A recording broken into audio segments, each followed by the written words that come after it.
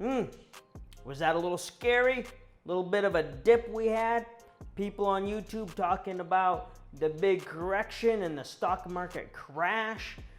Some stock prices were down a bit. Bitcoin, they fell like 58,000 bucks to 49,000 bucks. Tesla, they dipped like 20%, but they've come back most of it, and I think they're only down like 10% now. Workhorse, oh boy, poor old Workhorse. They're down over 50% from like a week ago because they lost out. They wanted to make the new mail trucks, and they can't make the new mail trucks now, so they're down like 50%. If you see my other video I talk about I sold a put on Workhorse because it had a whole bunch of premium, and then I didn't feel comfortable about selling options on Workhorse, so I bought to close that, and it even cost me $50. I lost 50 bucks trying to buy to close this Workhorse put that I sold. But good thing I did, because that was 2 weeks ago, and I'd be down like thousands of bucks right now. I'd have lost a whole bunch of money if I kept that Workhorse put. A lot of people thought this was the beginning of a big correction and stock market crash. Doesn't look like that was, or maybe it is. Maybe it's still too early to tell, but things are doing okay now. It looks like GameStop is back on. Today we're going to talk about how to prepare for a stock market crash or correction or a downtrend, maybe even make a little bit of money off of the deal. First though, if you're new to the channel, which you probably are, I'm Justin. I like to talk about dividend investing, income from options, financial independence, and document my own journey towards financial independence.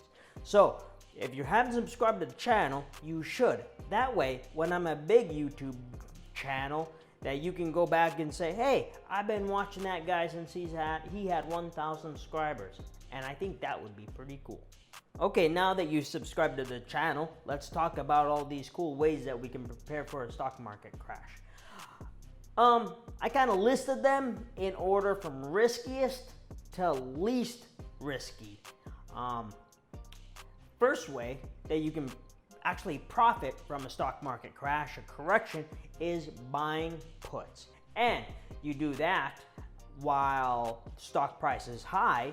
It's very cheap. And then when the stock market crashes, and if you're holding a bunch of these puts, you sell them off and you can make a bunch of money doing that. And you actually don't need to even buy the shares because it has value in its own. You can just buy the contract.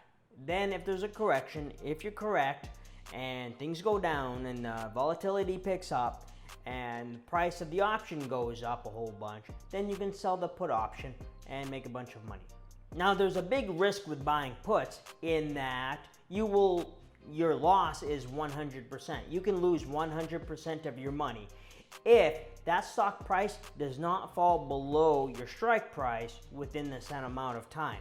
If it doesn't fall below your strike price, you have zero money. And second thing is, you do have time value working against you.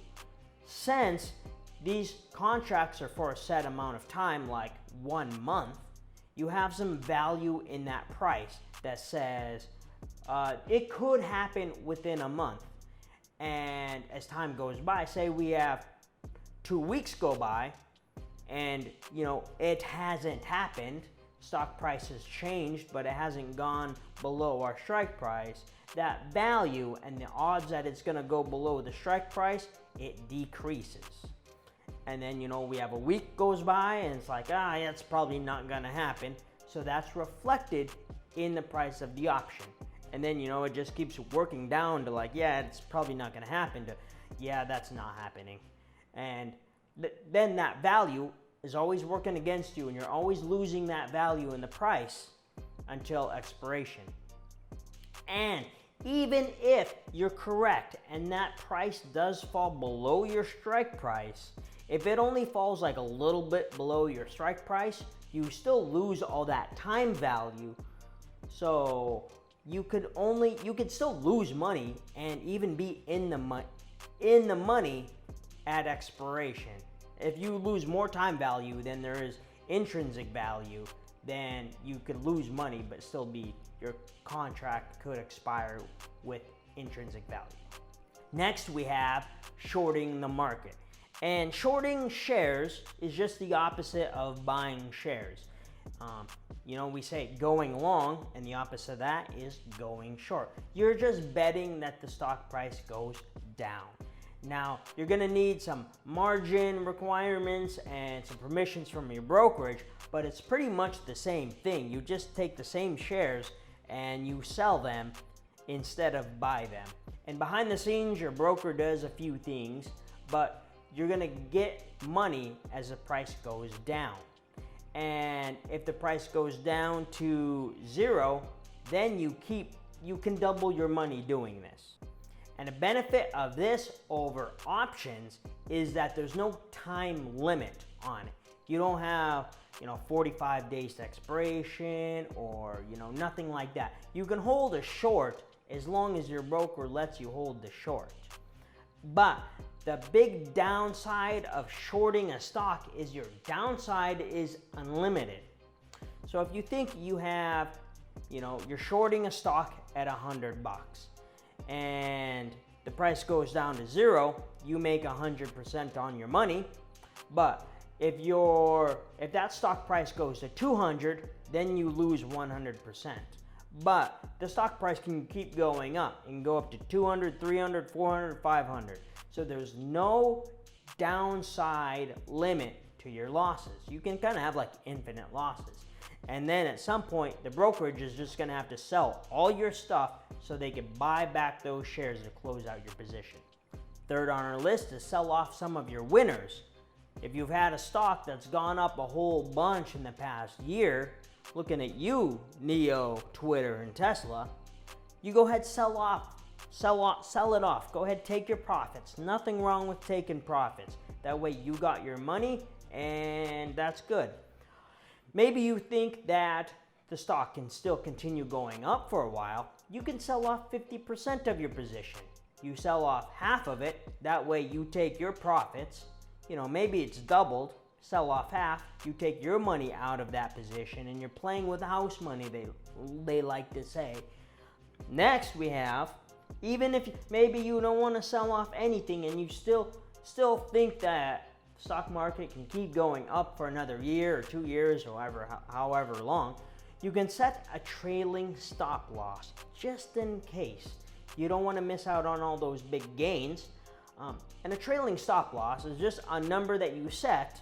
So if the stock price falls below that number, you sell. Imagine that we have a stock price, $100. We set a trailing stop loss, 10%. That means it falls below $90. We sell off that position. And the reason it's called trailing stop loss is because it follows our stock price up. So it's $100 and then it goes to $150. Our trailing stop loss follows. So now we have to sell if it falls below $135. Then it goes up to 200. We have to sell at, 180? That's when we sell, because our trailing stop loss follows the price up, and we get to keep our winners and we sell our losers. Now you may have to adjust this depending on your position. If you set a 25% trailing stop loss on something like Coca-Cola, you're never gonna sell those shares. But if you set something like a 25% on Tesla, you may get stopped out too soon. So you may have to adjust this depending on the stock that you have and your risk tolerance and how much profit you want to keep. Next we have is just saving cash, not buying into new positions. You just take all your, you take your $500 instead of reinvesting it, you just save it. You're saving your dry powder for when there's blood in the streets, and then you can buy sweet deals when all these stocks go on sale. And you can scale this as well. Maybe you just want to save half of it. So instead of putting in your $500 a month, you reinvest $250, and then you're saving your $250 a month in cash for those sweet deals.